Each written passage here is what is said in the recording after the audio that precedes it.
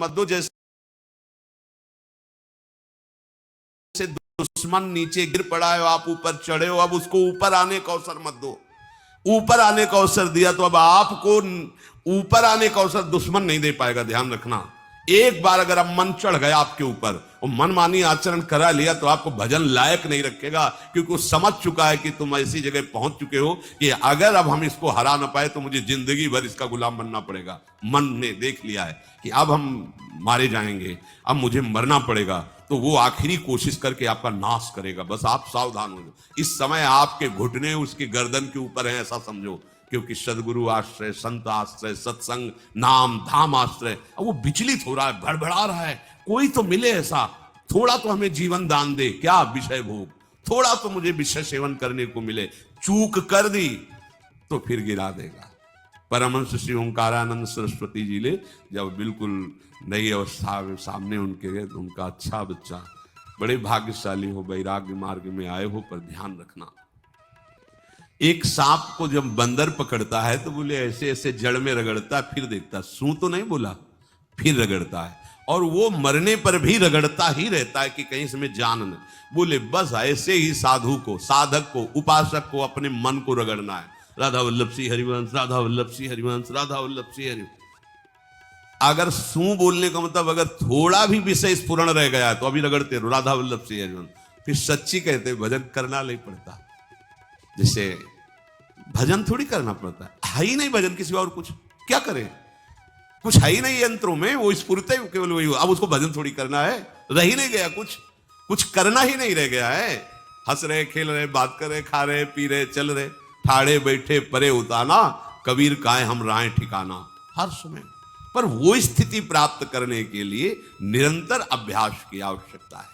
श्री भगवान कह रहे हैं कि परमम पुरुषम दिव्यम याति पार्थानुचिंतयेत, जो मेरा सदैव चिंतन करता रहता है, दिव्य परम पुरुष का साक्षात्कार उसको अपने चित्त में ही हो जाता है। चित्त स्थान भगवान वासुदेव का है।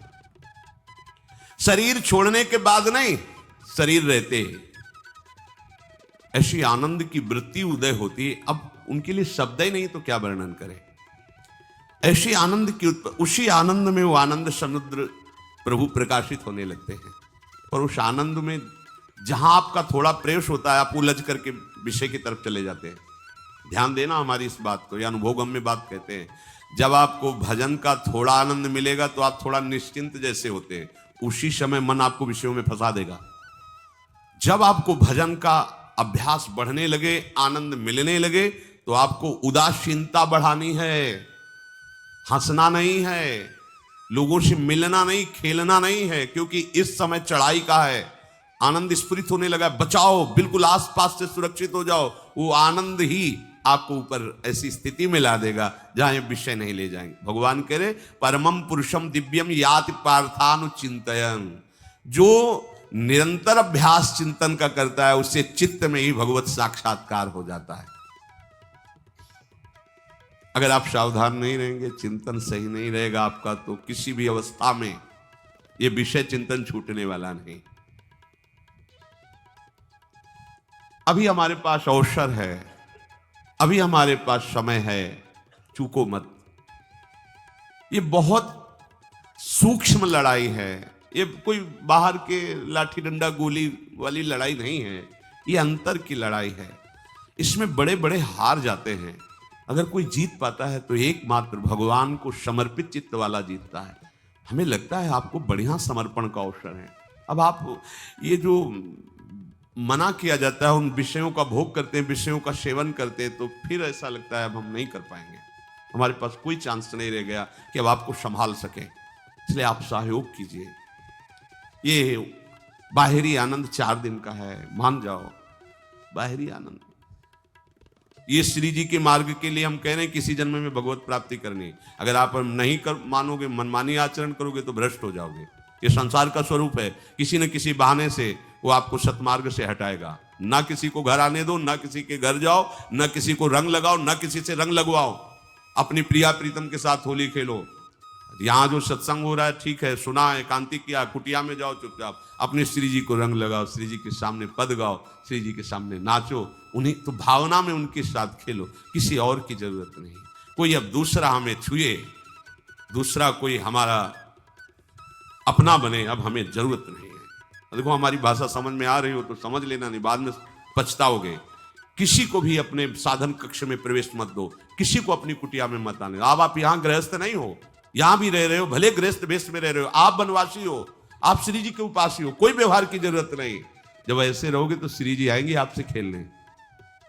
निष्ठा, हृदय में निष्ठा। अब व्यवहार की गुंजाइश नहीं रहेगी, हमारे पास समय नहीं व्यवहार का, हमारी बातें मान लो, पर आप लोग मानते नहीं हो, इसलिए कोई रंग नहीं चढ़ पा रहा। अरे वो बेचैन है आपके साथ खेलने के लिए, उनकी तरफ जब देखो ना तो बेचैन है, पर उनकी तरफ कोई देखना ही नहीं चाहता। वो तो यही से फुर्सत नहीं मिलती भोगों से खेलने के लिए, संसार के राग में खेलने के लिए। अरे वो तो लालायित है, वो तो खुशी हो रही है कि ये हमारा शरणागत हो गया, अभी हमारी सहचरी बनेगा, हमारी सेवा में आएगा। शरणागत होकर के पीठ कर लिया श्री जी की तरफ, मुख कर लिया संसार की तरफ, तो दोनों लाड़िले उदास बैठ जाते हैं। अब क्या करें, ये तो उधर मुख करके जा रहा है, चलो फिर कभी लौटेगा, वो फिर इंतजार कर रहे हैं। विमुख भये निमिषो ना अकृपा, जब चिते तब। खूब अभ्यास करो, नाम जब। कोई होली दिवाली त्योहारी, हमारा सारा त्योहार लाडली लाल से है, इन्हीं के साथ खेलो। देखो तुम्हें बताएं, जो बच्चा बाहर खेलने नहीं जाता तो माता पिता उसके साथ खेलने लगते। कैसे? घुटने के बल चल रहा है तो वो पिता भी घुटने के बल चलेगा उसके साथ साथ। वो तोतली बोलेगा तो वो भी तोतली बोलेगा। देखा है कभी ऐसा? ऐसा कर तो ये हमारे स्वामी भी जब देखेंगे कि अरे ये तो किसी से राजी नहीं है, केवल हमसे खेलना चाहता है, इनके लाने का एक ही उपाय है, ध्यान रखना, अनन्य व्रत। नहीं चाहिए हमें और। जैसे कल आप सुन रहे थे, पपीहा बन के रहू रे, बस यही चातक व्रत नहीं, हमें नहीं चाहिए। अगर हमारे रंग पड़ेगा तो लाडली लाल का पड़ेगा, हम खेलेंगे तो लाडली लाल के साथ खेलेंगे, नहीं तो अब आजीवन नहीं खेलेंगे, आजीवन नहीं खेलेंगे।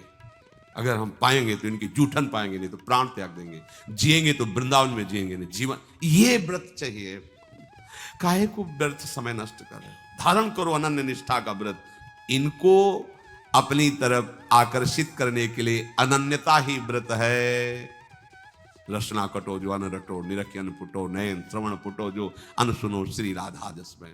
कोई भी सत्संगी कोई व्यसन न करे, अन्य किसी से संपर्क न करे, खूब पद गाओ, खूब नाचो, अपना दरवाजा कुटिया का बंद करके खूब रो, नाचो, खेलो, कूदो, उन्हीं से वो खेलने लगेंगे। उनको चैन नहीं है आपके सिवा, आप चैन से रह रहे हो। हमारे प्रिया प्रीतम आपका इंतजार कर रहे हैं, तभी आप पर है तो की कृपा की। ये बात अंदर की समझो, प्रिया प्रीतम अंदर से आपको बहुत प्यार करते हैं, पर हम देखते हैं कि आप प्रिया प्रीतम से प्यार नहीं करते। आप संसार की तरफ बढ़ते जा रहे हो, हाथ फैला खड़े, मेरी तरफ आ जा। ये हमारे भगवान नहीं है, ये हमारे लाडली लाल है। हम इनको भगवान नहीं, ये तो प्रेम के खिलौना दो खेलत है, प्रेम खेल। हमारे रसिकों ने इनको भगवान नहीं माना। अगर कोई संकट आया तो अपने आंचल में छुपा के इनको लेके भागे। ये नहीं सोचा कि अखिल लोक ब्रह्मांडों का ईश्वर, इसको छुपा के भागने की क्या जरूरत है। चाहे बिहारी जी को, चाहे राधा वल्लभ लाल को, जब कभी कोई ऐसा भय आया है तो ऐसा नहीं सोचा कि भगवान रक्षा करेंगे, नहीं, इनकी रक्षा हमें करनी है। इनको छुपा करके, कभी काम वन में राधा वल्लभ लाल को, कभी बिहार वन में से बिहारी जी महाराज, छुपा छुपा के अपने अपने ठाकुरों। तो हमारे लाडले हैं, प्यारे हैं, इन्हीं के साथ खेलना है, इन्हीं में रहना है। अब इन्हीं के पास रहना है, इन्हीं में रहना है। दो बात ध्यान रखो, इन्हीं के पास रहना है, इन्हीं में रहना है, बस। अब यही हम नहीं कर पाते, वही जो शुरुआत सत्संग में की थी, सबकी ममता ताग बटोरी, मम पद मने। ये भारी बात है, भारी बात है। जितनी जल्दी आप उदास हो जाओ संसार से, उतनी जल्दी मुस्कुराहट आ जाएगी प्रिया प्रीतम के मुख में आपके लिए। आप जब मुस्कुरा रहे उधर, तो वो उदास बैठे कि हमारी तरफ क्यों नहीं देख रहा। अब हमें अपने प्यारे को उदास नहीं करना, प्यारे को मुस्कुराहट से युक्त करना है। क्या हम उदास हो जाए? ताते मौन रहे वो उचित है, जगते भयो फिरे बैरागी, वृंदावन रस में अनुरागी। खूब चिंतन परायण रहो, कोई भी विषय का सेवन ऐसा ना करो जो आपकी बुद्धि भ्रष्ट कर। कोई आपने ऐसा गंदा व्यसन, गंदी बात, गंदी चेष्टा, आप परसों नरसों, फिर आगे क्या? आपका जो साधन मार्ग वो ढक जाएगा, फिर प्रमाद छा जाएगा। हमें किसी भी उत्सव में, किसी भी उत्साह में अपनी प्यारी जू की अनन्यता और सिद्धांत को नहीं छोड़ना, अपने मार्ग में चल। ये अध्यात्म है, अध्यात्म। ये दान पुण्य की बातें नहीं है, ये लोकांतर में भटकने की बातें नहीं है, सीधे भगवत प्राप्ति की बातें हैं। यत करोषि, जो भी तुम करोगे वो तुम्हें अपने आराध्य देव के लिए करना है, आराध्य देव को समर्पित करना है। देहाभिमान अभी कुछ ही समय में गलित हो रहा है, ऐसा आपको अनुभव होने लगेगा। कैसे समझेंगे देहाभिमान गलित हो रहा है? जब आपका अपमान हो और आपको कोई फर्क ना पड़े, आपका सम्मान हो, आपको कोई हर्ष नहीं हुआ, बड़ा लाभ हो गया, कोई सुख नहीं हुआ, बड़ी हानि हो गई, कोई दुख नहीं हुआ, शरीर स्वस्थ है, कोई हर्ष का विषय नहीं, शरीर अस्वस्थ है, कोई शोक का विषय नहीं। यह है देहाभिमान गलित होने का स्वरूप। यत करोषि, तो जो भी हम करें, पापाचरण भी करें तो श्री भगवान को अर्पित कर दें। बोले नहीं, तस्मात् शास्त्रम प्रमाणम ते कार्याकार्यो व्यवस्थितो, जो तुम्हें करना है उसमें प्रमाणित कार्य करने हैं शास्त्र के अनुसार। यत करोषि, अब जो भी करोगे शास्त्र सम्मत करोगे और प्रभु को समर्पित करोगे, देहाभिमान बहुत जल्दी गलित हो जाएगा। यदश्नाशि, अशन भोजन, जो भी पाओगे पहले प्रभु को भोग लगाओगे, देहाभिमान गलित हो जाएगा। मान लो मेरी बात, ये सब 4 दिन के उत्सव, 4 दिन की चांदनी है। शोक समाज पूरा तैयार हो रहा है हमारे ऊपर आक्रमण करने के लिए। तुम्हें क्या पता,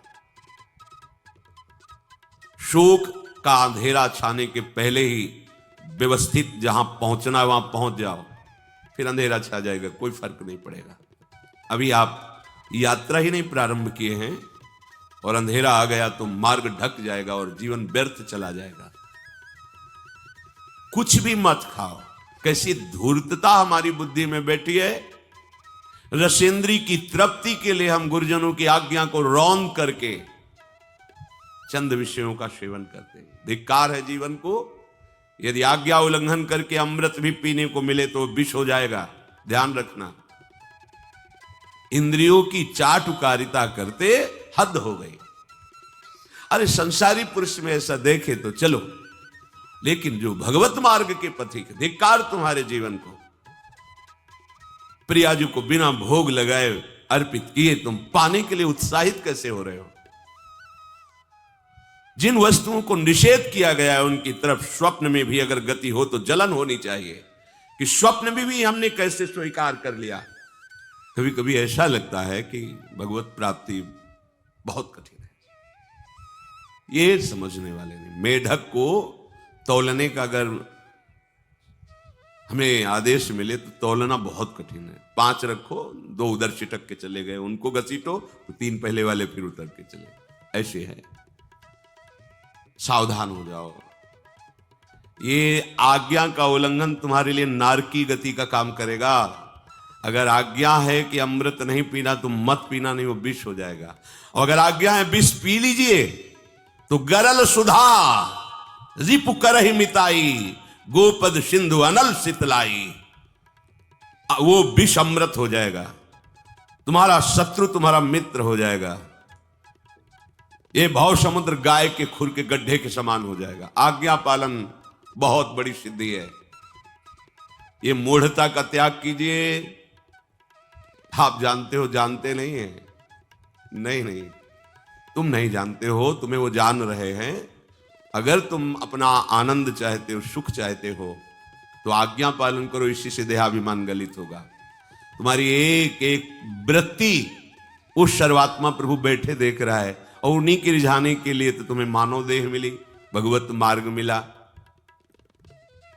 ये ध्यान रखो, एक बार भी बिना भोग अर्पित किए हुए जो पाओगे वही तुम्हारी बुद्धि भ्रष्ट कर देगा। देख लो आंख खोल के कैसे बुद्धि भ्रष्ट होती है।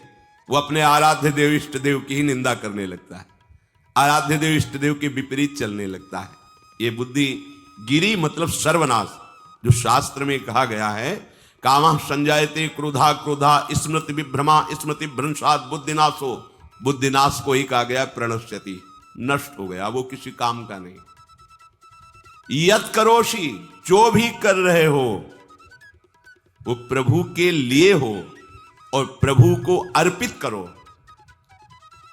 यदश्नाशि, जो भी असन भोजन करते हो, जो भी तुम्हारी जिह्वा में जाए, अगर तुम इसी जन्म में भगवत प्राप्ति करना चाहते हो तो बिना भोग लगाए मत पाना, मान लीजिए। फिर कह रहे यज्जुहोषी, जो भी तुम हवन का तात्पर्य होता है भागवतिक कार्य करते हो वो प्रभु को अर्पित कर दो, बड़ा सुख मिलेगा। जो तुम ददाशी, किसी को भी कुछ भी देते हो प्रभु को दे दीजिए। देने के पहले उसमें भाव कीजिए राधा वल्लभ लाल इसके हृदय मंदिर में बैठे हैं। अब भोजन जल वस्त्र जो भी आपको उसको दिया तो उस व्यक्ति को नहीं दिया, सीधे ठाकुर जी को दिया, राधा वल्लभ लाल को दिया। यत तपस्यासी, जो भी तुम तपस्या कर रहे हो, काम वेग को सह रहे हो, क्रोध को सह रहे हो, गर्मी सर्दी सह रहे हो, अनुकूलता प्रतिकूलता सह रहे हो, ये भी प्रभु को अर्पित कर दो। भगवान आदेश कह रहे हैं तत्कुरुष्व मदर्पणम, ये सब मेरे को अर्पित करने का मतलब मेरी पूर्ति नहीं हो जाएगी, तेरी पूर्ति हो जाएगी। भला ये सब नदियां समुद्र में गिरना बंद कर दे तो समुद्र घट जाएगा क्या? यद्यप समुद्र प्राकृतिक है, चिदानंद नहीं, भगवान तो चिदानंद समुद्र है। कोई भी नदी चाहे बाढ़ युक्त जाके गिरे या गिरना बंद कर, समुद्र में कोई फर्क नहीं पड़ता। इसीलिए सेवक जी ने कहा है मांगो मन मनुष्य दास अपनी कर, पूर्ण काम सदा हृदयम। हे पूर्ण काम प्रभु, यद्यपि आपको मेरी जरूरत नहीं है पर मैं अपने लिए मांग रहा हूं कि अपनी दासी बना लीजिए।